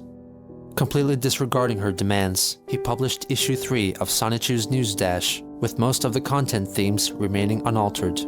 However, his requirements for a boyfriend-free girl were tweaked a little bit. He was now looking for 18 to 22-year-olds, since he had just turned 22 himself. In May of 2004, Nintendo Power magazine published an article highlighting Christian's Animal Crossing video, referring to Chris only as Sonichu. Simply amazing. There's no That's other way amazing to to me describe that they actually picked that up. Of Quickville, a full And I'll tell you what's even more fucked up is there's actually a chance I have this issue somewhere. Because I know I was subscribed to Nintendo Power around that time. This would have been... Let me see. I'm trying to figure out. Is there a date on it? Spring of 04. This was probably around the time Animal Crossing was hitting really big on GameCube. Although I swear it came out in 02 or 03. Let me see if I could find it. Volume 179. Let me see if I could find it. Let me see if I could find out what cover that was. Nintendo Power magazine published an article highlighting Christian's Animal Crossing video, referring to Chris only as Sonichu. Simply amazing. There's no other way to describe what we've received from Sonichu of Quickville, a full video documentary that walked us through his daily life. His opulent manor contained every manner of furniture. Quickville's landscape was filled to the bursting point with all the animals who'd moved to his well-tended town. And Sonichu has customized everything about his town. Even many villagers have followed his bold trends, wearing the patterns he has created. This apparently got the attention of PVCC's newspaper, The Forum, which featured Christian and Sonichu in an exclusive report. That's fucking wild. Yeah, it was, I definitely have this issue. I'll need to find it. It was the one with the head, snake, solid snake on the cover of it. I went ahead and tried to look this shit up, see if I can find it. Yeah, I definitely have it. I'll see if I can find it. PVCC student Christian Chandler has dedicated many hours to his pastime. He is the creator of Sonichu, the electric hedgehog Pokemon. Like Sonic, Sonichu can run at high speeds. During Supersonic's battle against the perfect Chaos Monster, Sonic Adventure DX for GameCube, Supersonic was spat out by the monster and collided with a bystanding Pikachu, Chandler explained. According to this story, the power from the Chaos Emeralds transformed Pikachu into Sonichu. Chandler and the world he created for Sonichu were featured in the May 2004 issue of Nintendo Power. The place is called That is Quickville. insane. The quick prefix are his initials, Christian Weston Chandler. Nintendo Power was apparently impressed with Chandler's work. During all this rigmarole, he continued to publish his news dash, but he updated his personal contact information to I mean, I'm sure they were at least amused by it, right? include a link to his Match.com profile, which he created to aid in his love quest. Christian was trying to get fucking laid off a Tinder before the rest of us were. Except he definitely never had any success with that. It was also around this time that he opened a MySpace account. I enjoy drawing, listening to music, playing video games, and TCG. I also like anime, Legos, and I love my parents. I also enjoy web design. He proceeds to list all the gaming consoles in his possession, finishing with the Pokemon catchphrase, "Gotta catch 'em all." Interestingly, he listed his occupation as student/cartoonist. He explores his most desperate desires in his blurb. I am a bit shy, but I would enjoy the company of a beautiful girl who likes some of the things I do. Oh my god. For heroes, he put my mom, because she's so caring and such a great role model. Oh god, he's always had a weird obsession with his mother. It's not really a shock that he ends up raping her. I also like to have fun when I can, and I don't really like to be alone. I graduated from high school on the honor roll, and I'm doing very well at PVCC. A lot of men make false promises to their girlfriends, but I am totally different. Oh yeah? When it comes to what I can offer, I can seriously promise care, respect, empathy, and love. Who the fuck are you kidding? You're just looking to get your dick wet. I think that most girls deserve the world, and I would do my best to give it to them. In May 2004, he attended the Anime Mid-Atlantic Convention for the first time, where he met notable voice actress Monica Rial. I thought that was her. It took me a minute.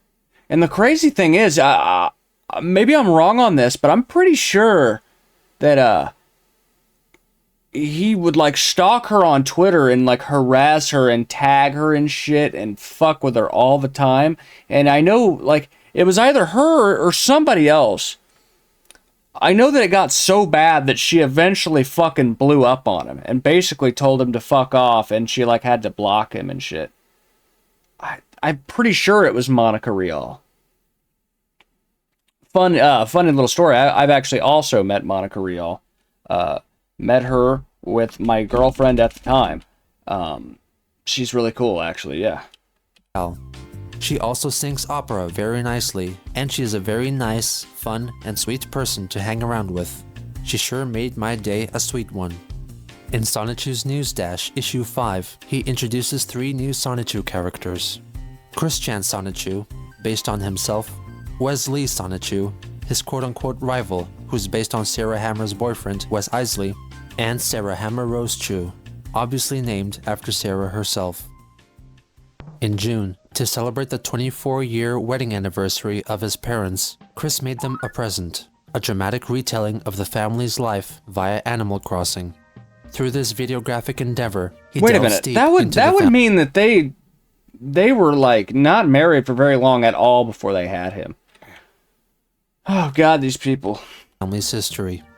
Hi, Mom and Dad. How are you doing? This is my little present for y'all. A little documentary for y'all. I'm sure they loved sitting down and watching this, Chris. About how y'all were and how you are now and so forth. People in their 60s. So, take a trip back If his mom was in her 60s, then that would mean Bob was like fucking 80 something. No joke.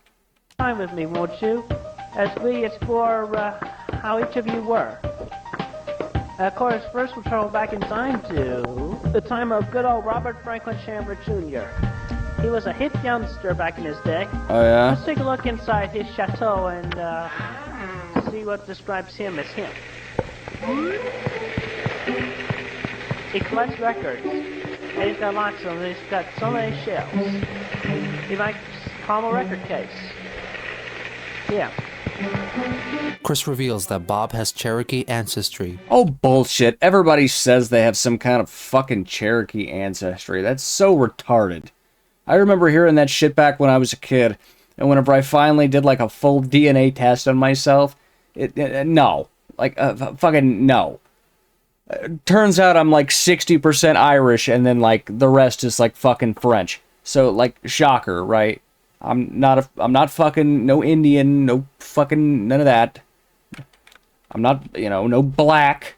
Everybody likes to say they're Indian and black. You're no, the fuck you're not. He was born at Cherokee in Texas. I bet. Actually, he was like 1/16 Cherokee. But that's why we have this totem pole. 1/16? 1/16? No. That's he's been to Korea for World War II, I believe it was. And he got Korea for World War II? I don't think so, Chris. I don't think so. Conduct Medal of Honor, which that's what this is right here. Real a Medal of He Honor? performs the same type of tour for Barbara. I don't know that I believe that. School, and she worked hard. And see these shirt here, that's her school. If that's true, then he really is kind of a fascinating person. But it wouldn't have been Korea, right? Colors blue and white because back in high school, she was a cheerleader. Bum bum, sis boom ba, yay yay, la la la. Hell yeah, she likes the old stuff as well, so she's got a little tea set here. And we got a kitchen, fridge, and a stove. It's almost like Chris's impression of his mother and what women are is all just fucking people that should be cooking in the kitchen. Like he has no real grasp on women or any of this shit. To him, it's just woman is fuck toy, woman is in the kitchen. You'll pick up on this. Trust me. Here's a little fan to keep cool with. Keep food in this little pantry. And she keeps her brooms and mops in the old closet here. Although somebody brought up the mop, somebody wanted to clean up. You put your garbage in the garbage can. And this is the sad part. In some places now, in very few houses nowadays, but what happened in the old days, the bathroom was in the same room as the kitchen. Oh my luckily, God. we always remember to wash our hands with soap and water. Yeah. Anyway, that's just in the days of old. Nowadays, she does have a private bathroom. Yeah. Chris explains how his parents first met. They met over at Maddie's pub, see. Oh, really? Imagine that. They met at a fucking bar. Like, dude, no offense, but maybe lie. Right? Maybe lie a little bit. Maybe don't tell your kid you met at the fucking bar. Oh my God, man. Yeah. Mom was just sitting down with her friend. She was watching Bobby sing up here. And well, she really liked his singing, so as father put it, she went up to him and then as he passed by, changed the thermostat. Yeah. Anyway, she chased him down the hallway and cornered him. Kind of creepy. And then after that, they just talked things out, and they got to know each other, found common things. Bob, do you take this woman to be your lovely wed wife, to love and hold and cherish and to honor? I do. Oh my God, Chris. And you, Barbara, take this man to be your lawfully wedded husband, to love and cherish and to honor forever? I do. I now pronounce you man and wife, you may kiss the bride. Whoopee! After reenacting their wedding, Christian introduces himself into the picture. But anyway, when first comes love, then comes marriage, then they come along with their baby carriage, and that's where I came in. Born in February 1982 was me. He gives himself a tour of his own room. So anyway, this is my bedroom. And then returns to Bob's room. As a little retribution for how things were, we're going to play a little number on the jukebox here. But since we don't have side-by-side on recording, we're going to play Sitting Under the Apple Tree.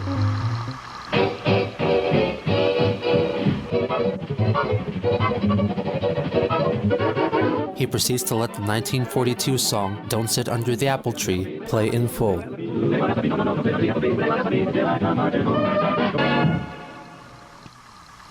there you have it, nice little blast from past. And now for my mom and dad, a little something special for this video. This is my way of saying happy anniversary to y'all. Coming up next. Bro, they had to sit there and watch this whole fucking thing, man. We're only seeing part of it in a fucking YouTube documentary, and I can barely stand it. The video cuts to a drawing made with Mario paint, which says, "To Mom and Dad, happy anniversary. Thank you both for my birth. Love, Christian C."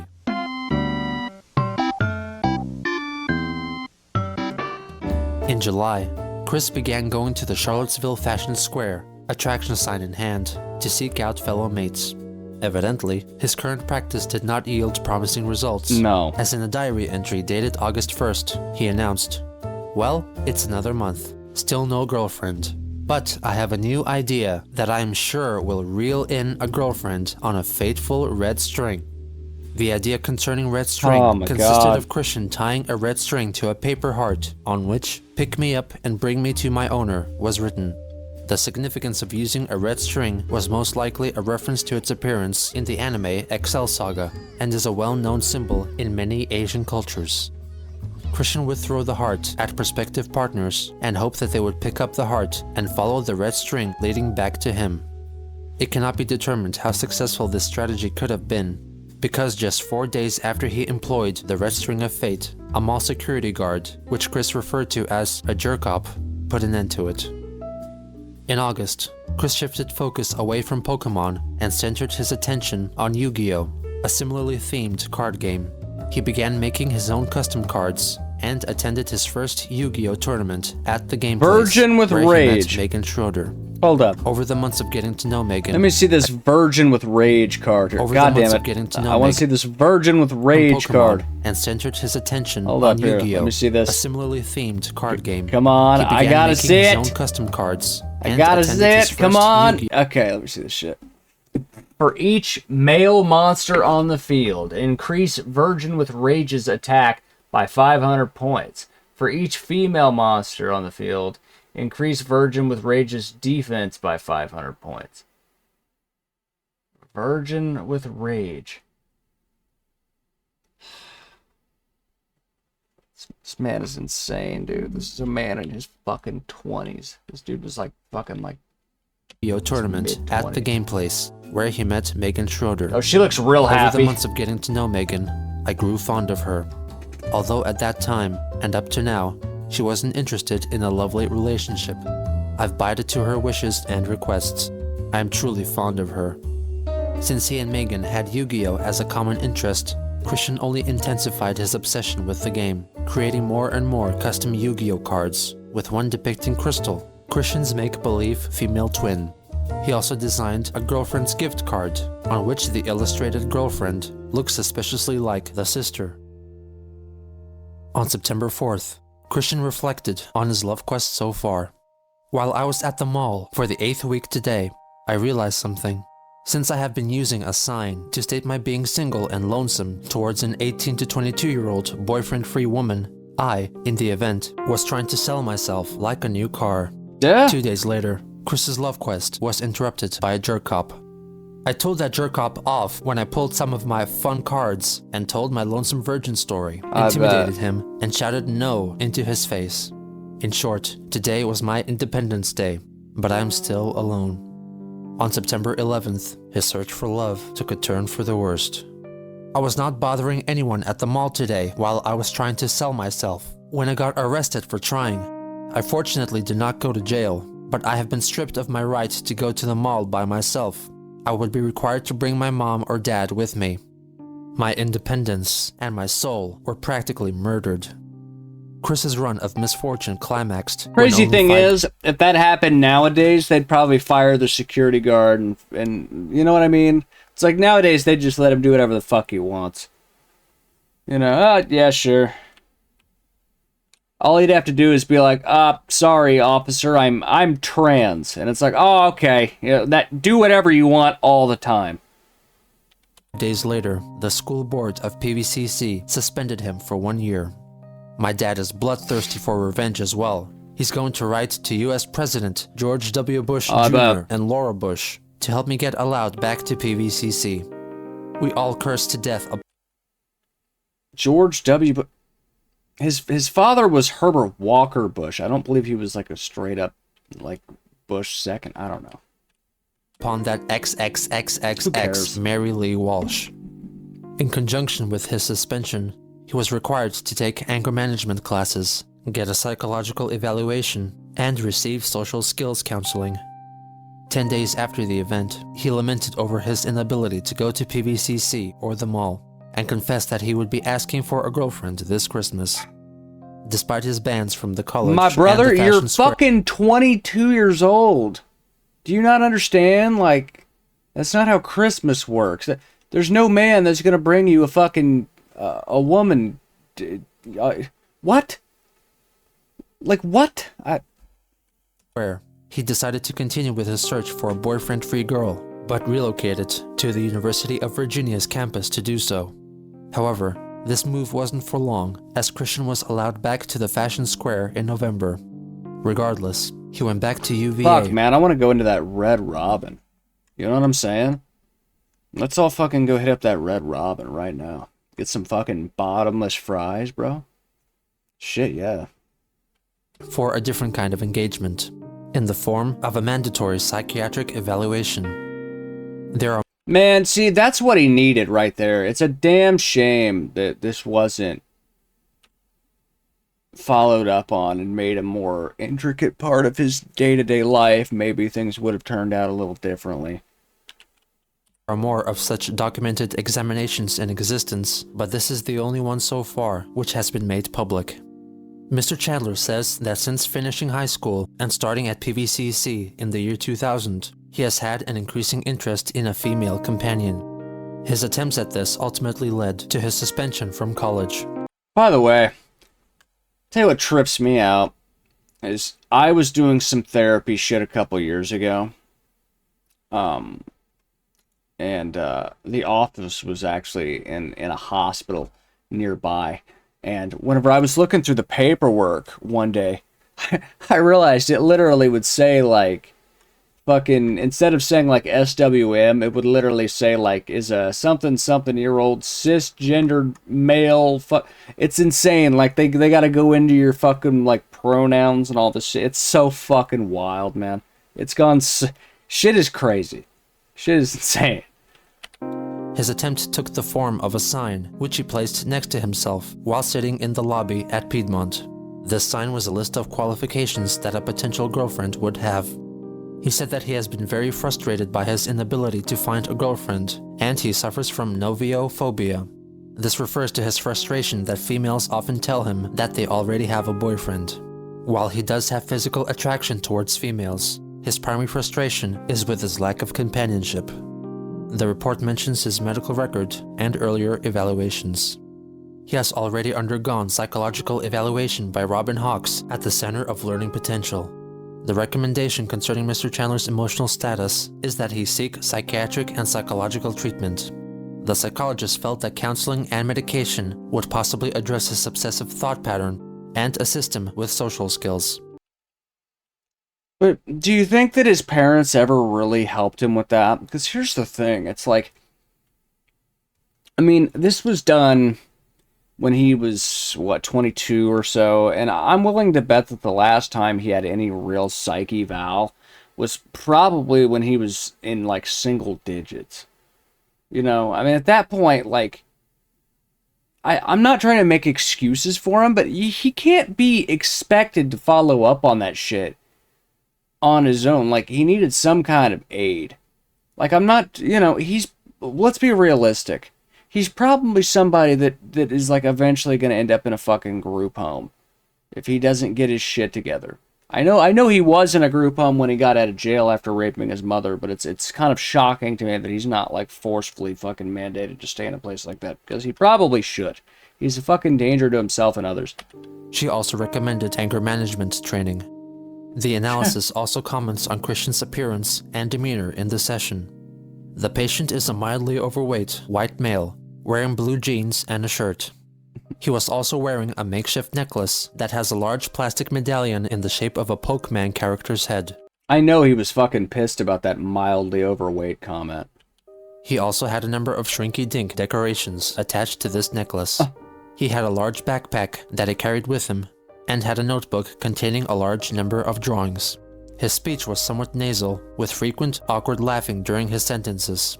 Yeah, he does a lot of that. Speech was fluent. His responses were appropriate to the questions posed to him. Oh, yeah. Overall, the volume of his speech was slightly elevated, although his tone was generally pleasant and almost jovial. His thought processes were linear and logical. He was somewhat concrete, especially regarding social interactions. He seemed to have a good insight into his limitations.